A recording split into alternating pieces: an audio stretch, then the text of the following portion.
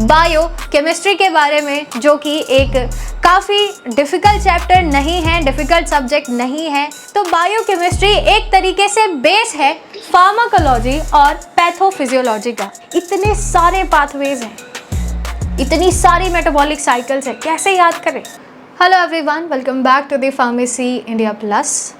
आज की इस क्लास में एक ऐसे टॉपिक पर हम लोग डिस्कस करने वाले हैं जो कि बहुत ही ज़्यादा इम्पॉर्टेंट होने वाला है, और आप में से 80 to 85% जो स्टूडेंट्स हैं बी फार्मा कर रहे हैं उनके लिए ये वीडियो होने वाला है।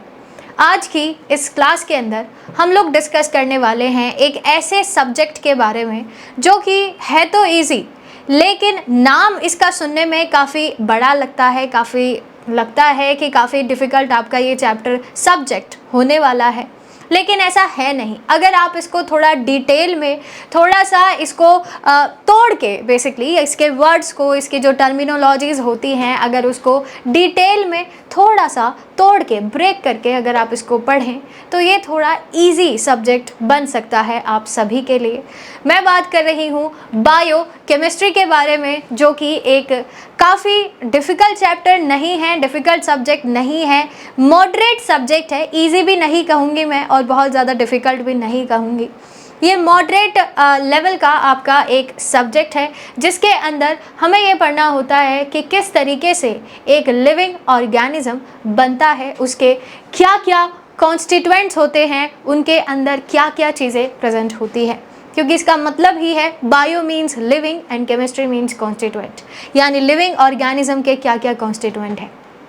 अब इसके बाद क्या सबसे पहले इसकी इम्पॉर्टेंस है, इसके बारे में थोड़ी सी बात कर लेते हैं कि बायो केमिस्ट्री पढ़ना क्यों ज़रूरी है। ठीक है, देखो, अगर मैं बात करूं तो बायो केमिस्ट्री एक तरीके से बेस है फार्माकोलॉजी और पैथोफिजियोलॉजी का। अगर आपको डिटेल में हर एक चीज़ समझनी है, फार्माकोलॉजी हो चाहे पैथोफिजियोलॉजी हो, तो इनके लिए पहले आपको ये पता होना चाहिए कि हमारी बॉडी के अंदर मेटाबॉलिज्म कैसे होता है, हमारी बॉडी के अंदर जो कार्बोहाइड्रेट है, प्रोटीन है, अमीनो एसिड्स हैं, वाइटामिन्स हैं, ये काम किस तरीके से करते हैं, कैसे इनसे दूसरे इंपॉर्टेंट कंपोनेंट्स बनाए जाते हैं जो हमारी बॉडी के नॉर्मल फंक्शनिंग के लिए इम्पॉर्टेंट होंगे। इसी के साथ ही साथ ये बहुत ज़्यादा इम्पॉर्टेंट हो जाता है ड्रग के मेटाबॉलिज्म और डिसीज़ को समझने के लिए, जैसे कि मैंने आपको अभी बताया है ना। मेटाबॉलिज्म एक ऐसी, आप कह दीजिए, एक ऐसा यूनिवर्सल ट्रुथ है जो हर एक लिविंग ऑर्गेनिज्म के अंदर होता है, और इसी मेटाबॉलिज्म को समझना होता है बायोकेमिस्ट्री के अंदर। क्लियर। अब ये तो कुछ इम्पॉर्टेंस है ही, इसी के साथ ही साथ आपके सेमेस्टर एग्ज़ाम्स के लिए काफ़ी ज़्यादा इम्पॉर्टेंट है। प्लस जो फार्मा कॉम्पिटिटिव एग्ज़ाम्स होते हैं, चाहे GPAT, NIPER, pharmacist, semester exam, DI यानी ड्रग इंस्पेक्टर, हर एक एग्ज़ाम के लिए ये काफ़ी ज़्यादा इम्पॉर्टेंट हो जाता है। और मैं कहूँगी कि सिर्फ फार्मा कॉम्पिटिटिव एग्ज़ाम के लिए ही नहीं, जो दूसरे आपके कॉम्पिटिटिव एग्ज़ाम्स होते हैं उनके लिए भी इम्पॉर्टेंट होता है, क्योंकि बायोकेमिस्ट्री आपको हर एक फील्ड के अंदर देखने के लिए मिलता ही मिलता है। आप मेडिकल लाइन के किसी भी फील्ड में अगर स्टूडेंट है तो हर जगह आपको बायोकेमिस्ट्री का नाम देखने के लिए मिलेगा ही मिलेगा।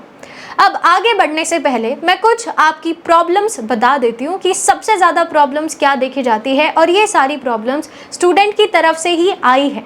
ठीक है, तभी मैं ये वीडियो पूरी बना रही हूँ। और सबसे पहली, जो सबसे बड़ी प्रॉब्लम है वो ये है, इतने सारे पाथवेज हैं, इतनी सारी मेटाबॉलिक साइकिल्स हैं, कैसे याद करें। आपके पास कार्बोहाइड्रेट की इतनी सारी मेटाबॉलिक साइकिल्स हैं, अमीनो एसिड जो होता है उसकी इतनी सारी मेटाबॉलिक साइकिल्स है, लिपिड्स की मेटाबॉलिक साइकिल्स है, electron transport chain, oxidative phosphorylation, glycolysis, gluconeogenesis, glycogenolysis वगैरह वगैरह। कैसे याद करें सब कुछ, ये सबसे बड़ी प्रॉब्लम है। ठीक है, तो अगर सबसे पहले सवाल की मैं बात करूं, यही सबसे पहला सवाल, यही सबसे पहली प्रॉब्लम है कि हमारे पास नंबर ऑफ मेटाबॉलिक पाथवेज है, नंबर ऑफ मेटाबॉलिक साइकिल्स हैं, कैसे उनको हम लोग याद करें, है ना। ये सबसे बड़ा सवाल होता है।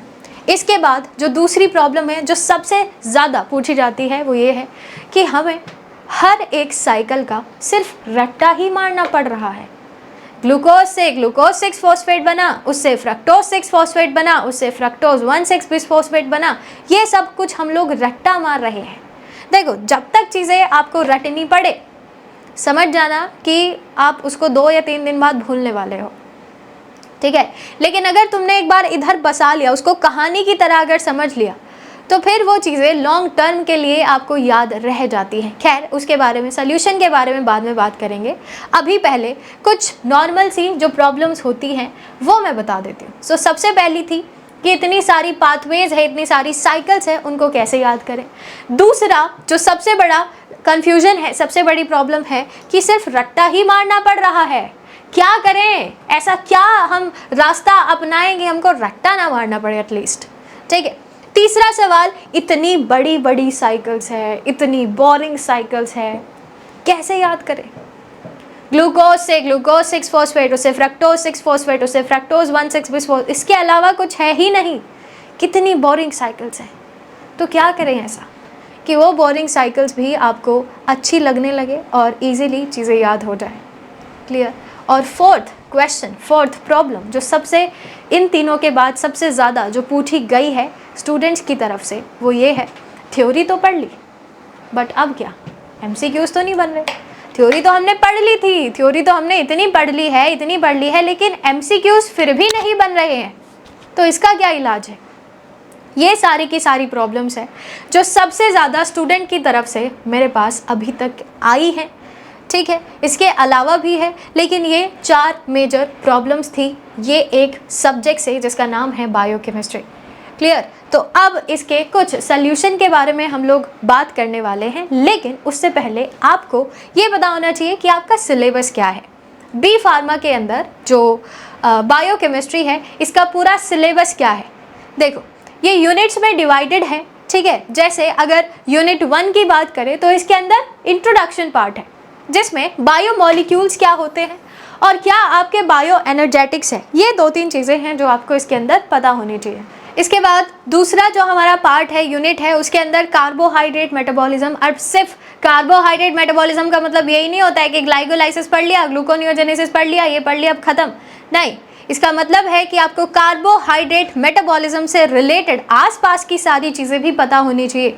जैसे कार्बोहाइड्रेट्स होते क्या हैं, क्या उनका क्लासिफिकेशन है, कैसे उनको तोड़ा जाता है, टाइप्स क्या हैं उनके, और किस तरीके से ग्लूकोज से ग्लाइकोजन बनेगा, ग्लाइकोजन से वापस ग्लूकोज बनेगा, ये हो क्यों रहा है, ठीक है। तो हाउ, वाई, वेयर, व्हाट, हर एक चीज़ का आंसर आपके पास होना चाहिए, तभी तो कंप्लीट नॉलेज मानी जाएगी। अगर आपको ये पता है कि ग्लूकोज से ग्लाइकोजन बन रहा है, खत्म। लेकिन अगर मैंने आपसे ये पूछ लिया कि ये बन क्यों रहा है, आप ग्लूकोज को ग्लूकोज भी तो रहने दे सकते हो, आप ग्लूकोज से वापस ग्लाइकोजन बना क्यों रहे हो, तो इसका आंसर भी आपको पता होना चाहिए। और अगर आपको ये पता है और मैंने ये पूछ लिया कि होता कहाँ पर है, तो हर एक इन्फॉर्मेशन आपके पास होनी चाहिए, चाहे वो कार्बोहाइड्रेट मेटाबॉलिज्म हो, लिपिड मेटाबॉलिज्म हो, अमीनो एसिड मेटाबॉलिज्म हो, प्रोटीन मेटाबॉलिज्म हो, कुछ भी हो, हर एक चीज़ की कंप्लीट इन्फॉर्मेशन आपके पास होनी चाहिए। इसी के अंदर ही है बायोलॉजिकल ऑक्सीडेशन, जिसके अंदर आपको पढ़ना होता है इलेक्ट्रॉन ट्रांसपोर्ट चेन और ऑक्सीडेटिव फॉस्फोराइलेशन। बेसिकली इसमें आपको ये सीखना है कि एटीपी कहाँ, कैसे और क्यों बनता है, ठीक है। फिर यूनिट 3 के अंदर lipid metabolism, amino acid metabolism. अब अगेन इसमें भी वही सारी चीज़ें हैं। लिपिड क्या है, क्या इसका पूरा क्लासिफिकेशन है, कौन कौन से ऐसे पाथवेज होते हैं जिनकी हेल्प से आप अमीनो एसिड्स को, लिपिड को, कार्बोहाइड्रेट को, प्रोटीन को मेटाबोलाइज कर सकते हो, ठीक है। और इनके मेटाबॉलिक डिसीजेस और डिसऑर्डर्स क्या हैं, ये भी आपको इन्फॉर्मेशन होनी चाहिए, ठीक है। तो ये 3 से 4 पॉइंट्स होते हैं हर एक चैप्टर के अंदर। पहला इंट्रोडक्शन, ठीक है। दूसरा होता है क्लासिफिकेशन, मेटाबॉलिज्म है तो सारे पाथवेज, क्लियर।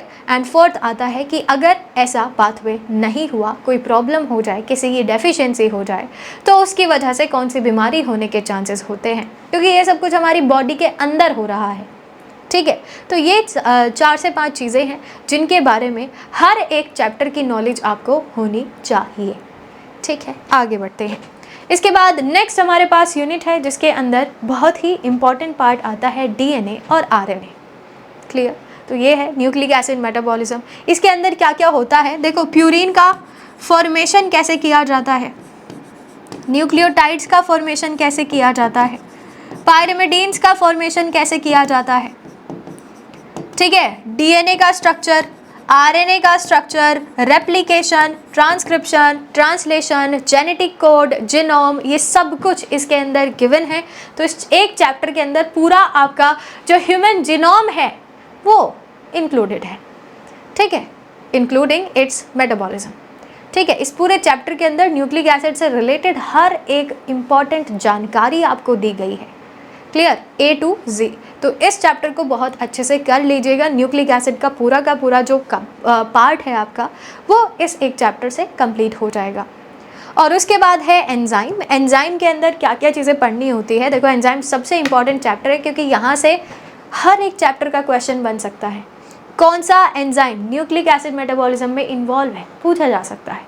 प्यूरिन के मेटाबॉलिज्म में कौन सा एंजाइम इन्वॉल्व होता है, ठीक है। इसका क्लासिफिकेशन एग्जाम्पल के साथ, नॉमेनक्लेचर, किस तरीके से आप एंजाइम का नामकरण करते हैं ये आपको पता होना चाहिए। इनहिबिशन और बहुत इंपॉर्टेंट माइकलिस मेंटन इक्वेशन इसी के अंदर है, ठीक है, माइकलिस मेंटन इक्वेशन। जो आपको लगता है ना कि ठीक है छोड़ देंगे हटाओ, सवाल आपको डायरेक्ट देखने के लिए मिलते हैं, what is Michaelis Menten equation, ठीक है, ये डायरेक्ट क्वेश्चन पूछे जाते हैं सेमेस्टर एग्जाम्स के अंदर। तो ये आपको बहुत अच्छे से आना चाहिए और सिर्फ सेमेस्टर एग्जाम के लिए ही नहीं, जैसे कि मैंने आपसे कहा मेडिकल लाइन में अगर आप हो, कुछ भी आप कर रहे हो, नो मैटर व्हाट, नर्सिंग कर रहे हो, कुछ भी कर रहे हो, हर जगह बायोकेमिस्ट्री के अंदर ये 3 से 4 चीज़ें आपको देखने के लिए मिलती ही हैं, ठीक है। इसके अंदर सब कुछ इंक्लूडेड है। और एक और है वाइटामिन्स, ठीक है। तो ये आपके पास पूरा सिलेबस है बायोकेमिस्ट्री का, क्लियर। चलिए अब बढ़ते हैं सॉल्यूशन की तरफ। आपको अब सिलेबस पता चल गया है, अब आपको ये आना चाहिए कि हम चीज़ों को याद कैसे कर सकते हैं, ठीक है। तो सबसे पहला है कि आप हर एक पाथवे के लिए फ्लो चार्ट बनाइए। मैंने ऐसे 2 स्टूडेंट देखे हैं जो सबसे पहले पढ़ना पसंद करते हैं थ्योरी से, मतलब अगर कोई जैसे फॉर एग्जांपल मेरे पास ग्लाइकोलाइसिस ही है तो वो प्रेफर करेंगे कि सारे स्टेप्स थ्योरी में लिखे हों पैराग्राफ में। और दूसरे स्टूडेंट मैंने देखे हैं जो सिर्फ एक फ्लो चार्ट से पढ़ना पसंद करते हैं, जैसे ग्लूकोज से बना ग्लूकोज 6 फॉस्फेट, एंजाइम यूज हुआ हेक्सोकाइनेज, इस तरीके से। तो आप खुद ही सोचिए कि आपको थ्योरी जल्दी याद होती है या फ्लो चार्ट। जल्दी छोड़िए, आपको ज़्यादा समय के लिए क्या याद रहेगा, एक लंबी पढ़ी हुई पैराग्राफ या फिर इस तरीके से लिखा हुआ एक फ्लो चार्ट। सोचो क्या जल्दी याद होगा और क्या ज़्यादा समय के लिए याद होगा। ऑब्वियस सी बात है कि आपको फ्लो चार्ट ज़्यादा लंबे समय के लिए याद होगा और ज़्यादा जल्दी याद होगा, ठीक है। तो पहला मेरे हिसाब से आपके लिए पहला जो पॉइंट है उसका सल्यूशन है कि आपको हर एक फ्लो चार्ट पता होना चाहिए, चाहे वो कोई भी मेटाबॉलिक साइकिल हो, सबका फ्लो चार्ट बना डालिए। पैराग्राफ राइटिंग या पैराग्राफ रीडिंग या पैराग्राफ लर्निंग, इसको जितना ज़्यादा आप स्किप करोगे उतना ज़्यादा आपके लिए बेटर होगा। हर एक पॉइंट, हर एक चीज़ का फ्लो चार्ट बनाया जा सकता है। पूरे बायोकेमिस्ट्री को एक फ्लो चार्ट की हेल्प से हम लोग समझ सकते हैं, ठीक है। और मैंने आपसे कहा है कि हर एक वर्ड को तोड़ना सीखिए, हर एक शब्द को तोड़ना सीखो कि किस तरीके से वो बना हुआ है। जैसे कार्बोहाइड्रेट, ठीक है, पहला मैं ये ले लेती हूँ कार्बोहाइड्रेट। अब इसका मतलब क्या होता है, आप यकीन करो या ना करो, इसका मतलब होता है हाइड्रेट्स ऑफ कार्बन, वहीं से ही आया है कार्बोहाइड्रेट, ठीक है। इसका मतलब होता है hydrates of carbon, hydrates of carbon, यानी कार्बन और हाइड्रोजन और ऑक्सीजन, हाइड्रेट्स मीन्स कहीं ना कहीं रिलेटेड है H2O, ठीक है, और कार्बन। तो कार्बन, हाइड्रोजन, ऑक्सीजन, इनसे मिलकर जो कंपोनेंट बनता है वो कार्बोहाइड्रेट है, क्लियर। तो जितना अच्छे से आपको वर्ड्स को तोड़कर पढ़ना अच्छा लगेगा और चीज़ें जितने अच्छे से क्लियर होगी वो वैसे नहीं हो पाएंगी। अमीनो एसिड को तोड़ लो, प्रोटीन्स को तोड़ लो, वाइटामिन्स को तोड़ लो, हर एक वर्ड को तोड़ा जा सकता है और उसका जो असली मीनिंग है उसको समझा जा सकता है, ठीक है। ये है आपका पहला सोल्यूशन। जितना ज़्यादा आप चीज़ों को फ्लो चार्ट और ब्रेक करके पढ़ोगे उतना आपके लिए बेटर होगा, इसको याद रखिएगा। क्लियर। दूसरा, मेरी तरफ से आपके लिए सोल्यूशन है कि आप हर एक चीज़ के लिए निमोनिक बना सकते हो, हर एक चीज़ के लिए, ठीक है। और फ्लो चार्ट के लिए तो स्पेशली मैं आपको फ्लो चार्ट्स बता देती हूँ, जैसे ग्लाइकोलाइसिस, HMP शंट जिसके लिए बन सकते हैं निमोनिक, ठीक है।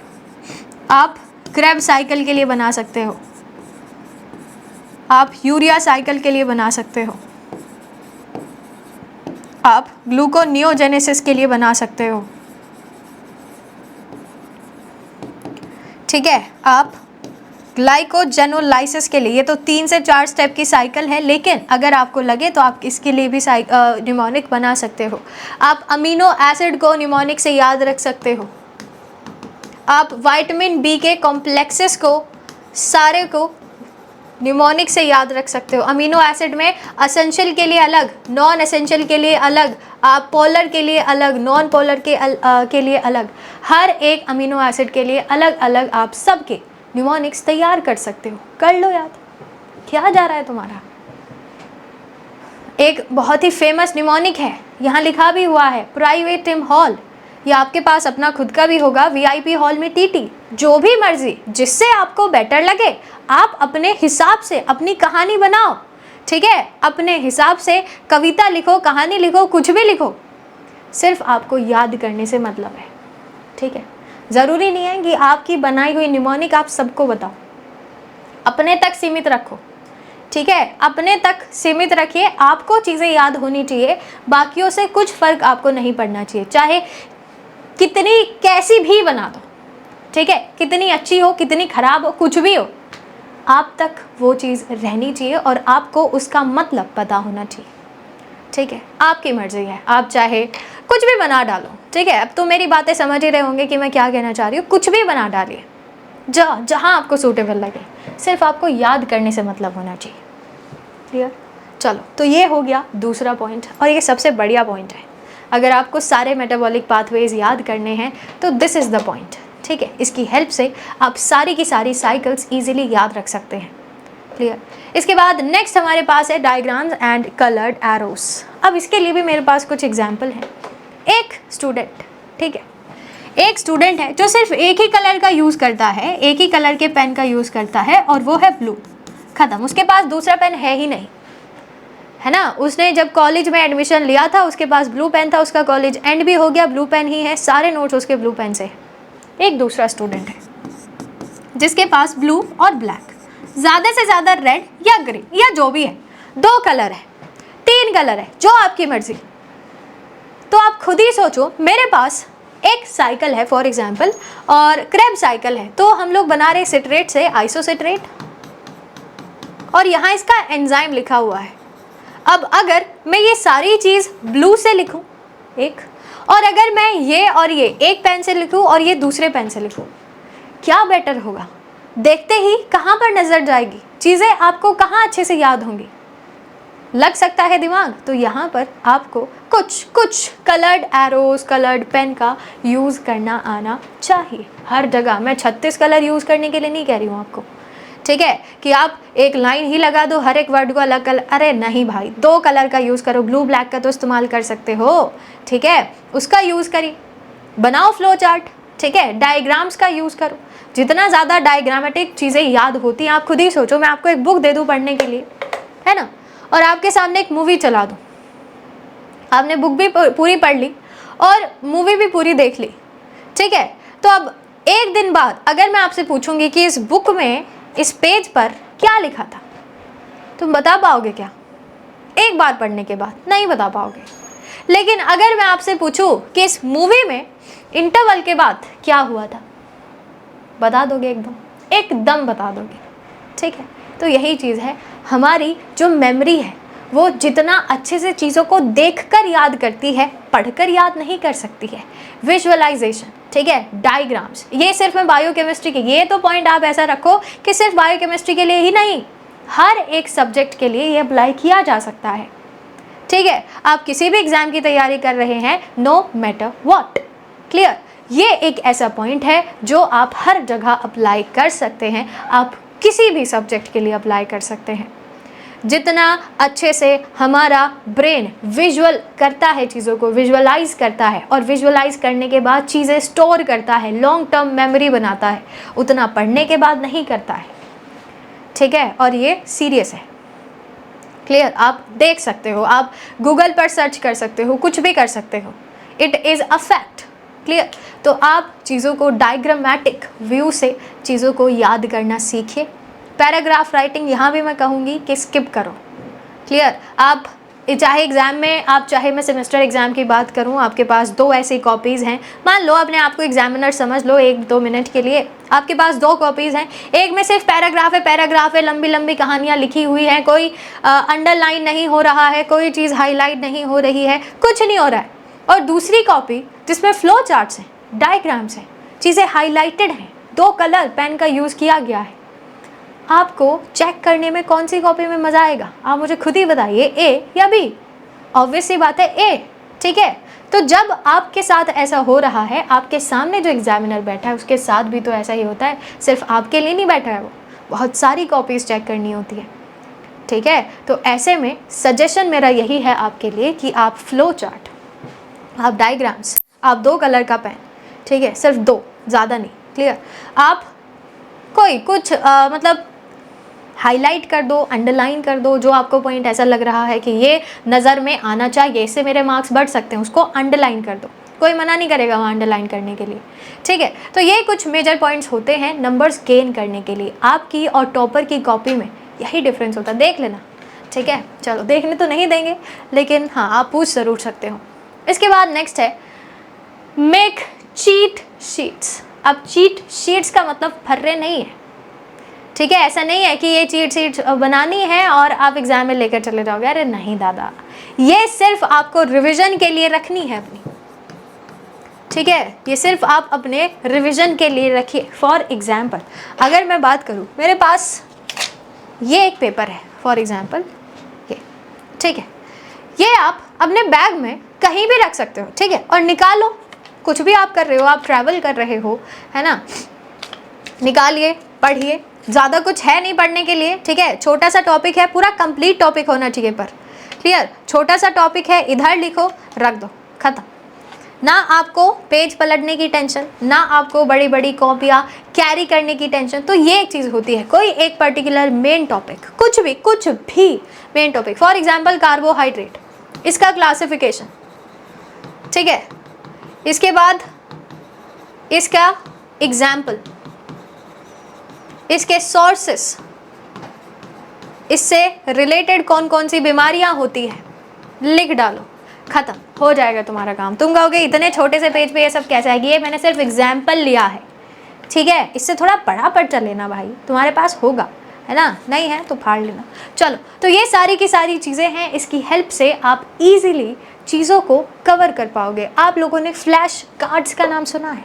यही होते हैं, इसी तरीके से होते हैं फ्लैश कार्ड्स। ठीक है, जिनको आप तुरंत के तुरंत खोलो, पढ़ो, रख दो, ख़त्म, ना ज़्यादा झंझट ना कुछ। ठीक है, तो ये होती हैं चीट शीट्स। दोबारा बता रही हूँ, इनको एग्ज़ाम में लेकर नहीं जाना है।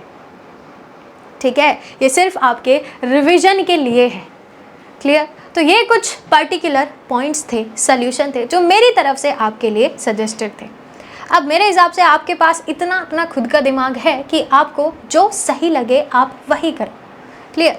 मेरे तरफ से जो फाइनल कंक्लूजन मेरा बैठेगा वो ये है, सबसे पहले आप अपना बेसिक क्लियर करिए पूरी तरीके से, जितना अच्छे से हो सके। अब बेसिक के अंदर क्या क्या चीज़ें आ जाती है? डेफिनेशन, हर एक कंपोनेंट की डेफिनेशन। कार्बोहाइड्रेट है क्या, प्रोटीन क्या है, डीएनए है क्या। ठीक है, तो ये डेफिनेशंस आपको पता होनी चाहिए। उसका पूरा क्लासिफिकेशन अगर है तो ठीक, नहीं है तो भी ठीक। उसके एग्जाम्पल्स, ये सब कुछ, ये चीज़ें आती हैं बेसिक्स में। क्लियर? जब आपको बेसिक्स क्लियर होंगे तो आपको क्वेश्चंस करने में भी इजी लगेगा, आपको लगेगा कि ये चीज़ें पढ़ी हुई है। ठीक है, इसके बाद दूसरा जो इम्पोर्टेंट पॉइंट है वो ये, देखो बहुत सारे स्टूडेंट ऐसे हैं कि एक बार पढ़ लिया और उसके बाद 3-4 दिन बाद डायरेक्ट क्वेश्चन, और फिर क्वेश्चन लगते नहीं है। यही तो सवाल होता है कि पढ़ तो लिया, थ्योरी तो कवर कर ली, लेकिन एमसीक्यूज नहीं बने। क्यों? क्योंकि आप रिवाइज नहीं करते हो। देखो मैं तुम्हारे ब्रेन का एक सिंपल सा कॉन्सेप्ट बताती हूँ। शॉर्ट टर्म मेमोरी और लॉन्ग टर्म मेमोरी, ये दो चीज़ आपने ज़रूर सुनी होगी। होता क्या है, हमारा ब्रेन बनाता है साइनेप्स, ठीक है, और ये साइनेप्स होते हैं टेम्पररी। एक न्यूरॉन से दूसरे न्यूरॉन तक न्यूरोट्रांसमीटर्स जब जाते हैं, इम्पल्सेस जब जाती हैं, तो वो कुछ समय के लिए रहेंगे, उसके बाद वो अलग हो जाते हैं, साइनेप्स अलग हो जाएंगे। This is called short term memory. लेकिन जब आप चीज़ें बार बार पढ़ते हैं, रिवाइज करते हैं, बार बार एक ही चीज़ों को बार बार रिवाइज कर रहे हो, पढ़ रहे हो उसी एक चीज़ को, तो ये जो साइनेप्स है ये परमानेंट हो जाएंगे, ठीक है। और अगर एक बार परमानेंट हो गए तो आप चीज़ों को कभी भूलते ही नहीं हो, ठीक है।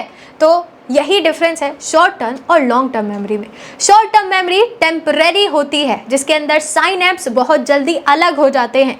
लॉन्ग टर्म मेमोरी के अंदर साइनेप्स परमानेंट हो जाएंगे और एक बार आपका पढ़ा हुआ आप कभी भूलोगे ही नहीं, ठीक है। लेकिन ये तभी होगा जब आप उसको रिवाइज करोगे, अदरवाइज नहीं होगा, ठीक है। तो रिवाइज का मतलब होता है कि आप शॉर्ट टर्म मेमोरी को कन्वर्ट कर रहे हैं into long term memory,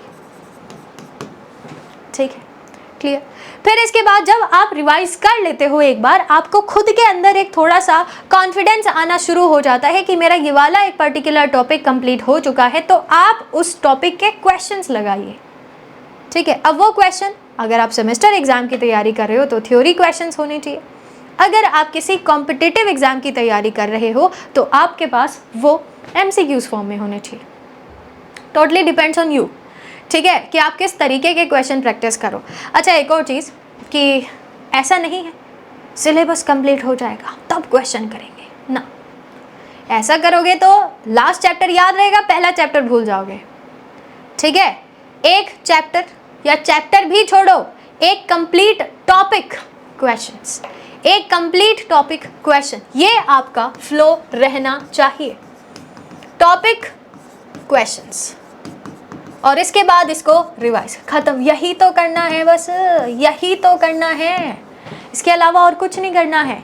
topic questions और रिवीजन, टॉपिक क्वेश्चंस रिवीजन, खत्म, यही रखो।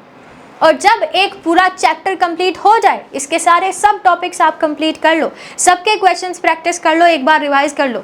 चैप्टर कंप्लीट होने के बाद बस एक बार पूरे चैप्टर से रिलेटेड क्वेश्चंस कर लीजिए, रिवाइज कर लीजिए, फिर मुझे बताना कि आप में कोई डिफरेंस आया या नहीं, आपके एमसीक्यू सॉल्व हो रहे हैं या नहीं, फिर मुझे बताना, ठीक है।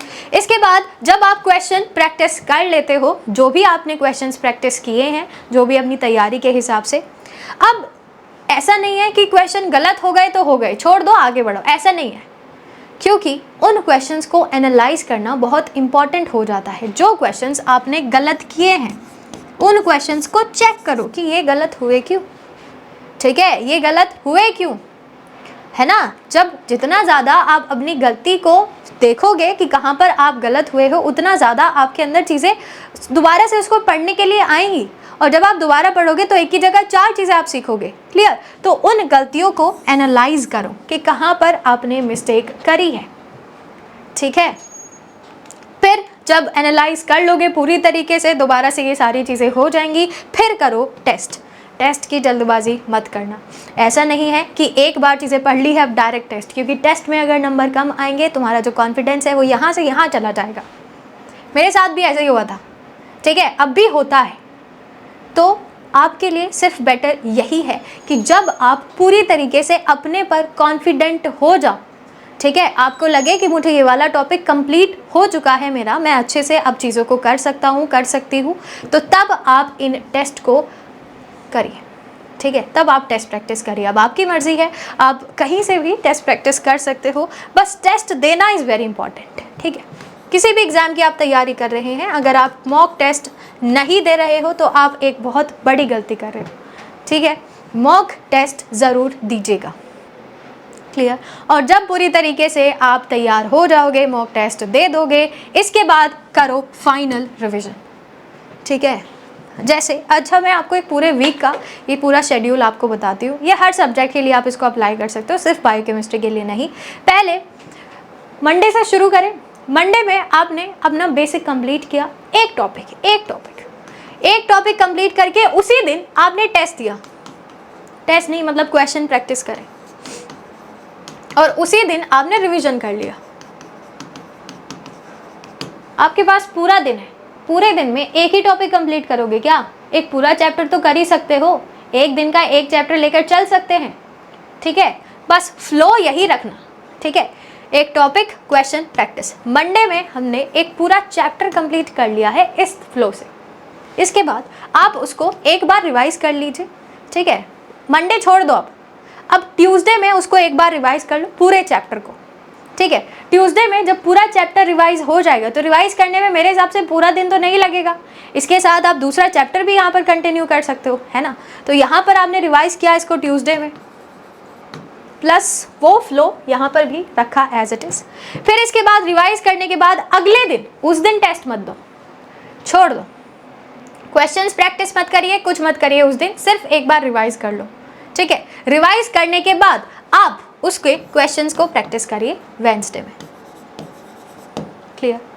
आपने जब अच्छे से वेडनेसडे के अंदर क्वेश्चंस प्रैक्टिस कर लिए हैं, अब उसी दिन वेडनेसडे के अंदर ही अपनी मिस्टेक्स को एनालाइज करिए, ठीक है? उसी दिन एनालाइज करो, अगले दिन तो तुम्हारा मन भी नहीं करेगा एनालाइज करने का, तुमको लगेगा कि यार हटाओ, पिछला दिन तो खराब ही था, आज अच्छे होंगे क्वेश्चंस, ठीक है? कल मेरा दिन नहीं था, आज मेरा दिन है। तुम्हारे अंदर ये वाला फिर जो तुम्हारा कॉन्फिडेंस है ना, वो डगमगा जाएगा उस समय, ठीक है? तो उसी दिन अपनी प्रैक्टिस को, जो भी आपने क्वेश्चंस प्रैक्टिस करे हैं उसको एनालाइज करो, उनके जो मिस्टेक्स हैं उनको एनालाइज करिए, फिर अगले दिन यानी थर्सडे में आप टेस्ट दीजिए। क्लियर? और टेस्ट देने के बाद इसको भी एनालाइज करना, ऐसा नहीं है कि टेस्ट दे दिया क्वेश्चन गलत हो गए तो आगे बढ़ जाओगे, नहीं, इसको भी एनालाइज करना, टेस्ट दो, एनालाइज करो, एंड देन एक बार फ्राइडे को या सैटरडे को या संडे को, जब भी तुम, चलो संडे रखो रिवीजन डे, ठीक है? ये होना चाहिए तुम्हारा रिवीजन डे। जितना भी तुमने पूरे वीक पढ़ा है, जितना भी, ठीक है, जितने चैप्टर्स करे हैं, जो भी किया है, उसको संडे में रिवाइज कर लो। कोई नई चीज़ मत पढ़ो संडे को, ठीक है? कुछ नई चीज़ मत पढ़ो संडे को फ्री रखो, बस रिवीजन डे, आधा दिन रिवीजन में जाएगा, आधा दिन तुम्हारा। क्लियर?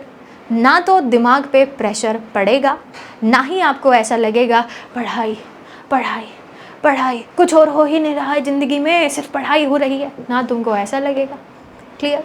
और ये तुम्हें, अगर तुम कॉलेज गोइंग हो या फिर कोई जॉब कर रहे हो, इसी के साथ ही साथ आपको ये ऐसे ही रखना है, ठीक है? तो ये आपके पास मेरी तरफ से फाइनल कंक्लूजन है। अगर इसको आपने फॉलो कर लिया, 1 महीना करके देख लो, बस 1 महीना, अगले महीने में तुम खुद मुझे बताओगे कि आपको अपने में थोड़ा बहुत डिफरेंस, 1%, 2%, 10% डिफरेंस देखने के लिए मिला है, और नीचे नहीं जाओगे, ऊपर ही जाओगे, ठीक है? ये इतनी गारंटी मैं ले सकती हूँ, लेकिन तभी जब आप इसको अच्छे से फॉलो करते हैं तभी, ठीक है? और ये आपके पास एज इट इज़ होना ही चाहिए। क्लियर? तो मेरी तरफ से इतना ही। अब मेरे हिसाब से आपको ये आइडिया मिल गया होगा कि आपको बायोकेमिस्ट्री को किस तरीके से अच्छे से समझना है, अच्छे से पढ़ना है। प्रॉब्लम आती है साइकिल में, मैंने आपसे कहा सिर्फ न्यूमोनिक्स याद रखिए, ठीक है? और अच्छा, आपके पास अगर ऑप्शन है तो आप कर भी सकते हैं, नहीं है तो कोई बात नहीं है। आपने करा भी होगा ऐसे स्कूल में, या जब आप एकेडमिक लेवल पे हाई होंगे उस समय पे, कि आप ट्राई करते हो कि आप दूसरों को समझाओ, दूसरों को पढ़ाओ। आपके पास अगर ऑप्शन है, आप अपने फ्रेंड को समझा सकते हो, अपने भाई को, अपनी बहन को, या किसी को भी, ठीक है? तो उससे तुम्हारी जो स्किल है, तुम्हारा जो टॉपिक है, वो बस जाता है तुम्हारे दिमाग में, ठीक है? इतने अच्छे से बस जाएगा कि अगली बार निकलेगा ही नहीं। एक बार ट्राई करके देखना, कोई है भी नहीं तो शीशे वीशे के सामने हटाओ मत खड़े हो, बस ऐसे चुपचाप बैठे रहो और समझाते रहो, ठीक है? इमेजिन करके चलो तुम्हारे सामने स्टूडेंट बैठे हैं और उनको आप समझा रहे हो, ठीक है? एक बार जब उस टॉपिक को अच्छे से समझा दोगे तो फिर नहीं भूलोगे। ये तभी करना जब आपके पास ऑप्शंस हो, ऐसा ना लगे कि लोग समझे कि तुम, ठीक है? चलो, अब ये पूरी की पूरी चीज़ें थी। अब आपकी तैयारी के लिए फार्मेसी इंडिया ने एक नया बैच लॉन्च किया था, अर्जुना बैच, ठीक है? इसकी इन्फॉर्मेशन मैं आपको दे देती हूँ। इसके अंदर पूरी तरीके से हर एक टॉपिक को डिटेल में, थ्योरी में और क्वेश्चन वाइज डिस्कस कराया जाएगा। साथ ही साथ आपको डेली प्रैक्टिस पेपर्स यानी DPP भी यहाँ पर दिए जाएंगे। अगर आप इसके अंदर एनरोल होना चाहते हैं, कोर्स को ज्वाइन करना चाहते हैं, तो ये जो 2 नंबर्स दिए गए हैं आप यहाँ पर कॉन्टैक्ट कर सकते हैं, या फिर आप फार्मेसी इंडिया मोबाइल ऐप को डाउनलोड करके डायरेक्टली इस कोर्स में एनरोल हो सकते हैं। ठीक है, और याद रखिएगा कि बायोकेमिस्ट्री बोझ नहीं है। ठीक है, बायोकेमिस्ट्री बोझ नहीं है। बायोकेमिस्ट्री एक लैंग्वेज ऑफ लाइफ है जो तुम्हारे डे टू डे लाइफ में भी काम आता है ना, ग्लूकोज, कीटोन्स। ठीक है, आपको पता होनी चाहिए इन सारी चीज़ों के बारे में। तो बायोकेमिस्ट्री इज़ नॉट अ बोझ, it is the language of life. तो इसको अच्छे से समझो, अच्छे से पढ़ो, चीज़ अच्छे से याद करो, रट्टा मत करो। ठीक है, रट्टाफिकेशन तो मत ही करो। क्लियर? तो this is all about from my side. I hope आपको इसके बाद एक दिशा मिल गई होगी कि आपको किस तरीके से अपने सब्जेक्ट को कवर करना है, किस तरीके से पढ़ना है। और मैं फिर से बता दूं कि ये सिर्फ बी फार्मा के लिए नहीं है। अगर आप किसी भी कॉम्पिटिटिव एग्ज़ाम की तैयारी कर रहे हैं, बायोकेमिस्ट्री सभी में ही पूछी जाती है। तो मिलते हैं फिर अगली वीडियो में एक और ऐसे ही इम्पॉर्टेंट टॉपिक के साथ। तब तक के लिए stay tuned with pharmacy India plus. Thank you.